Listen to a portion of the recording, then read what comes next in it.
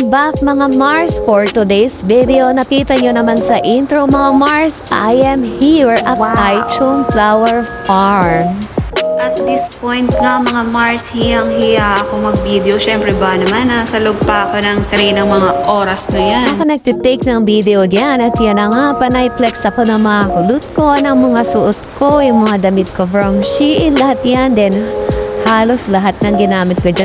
At yan na nga mga Mars, tuloy-tuloy lang naman yung biyahe. Kaya ayan, nakarating na kami at super ganda. Ang ganda dito, ang sarap sa mata ng mga bulaklak. Paminsan-minsan okay din tayong mag-relax, hindi puro tayo trabaho.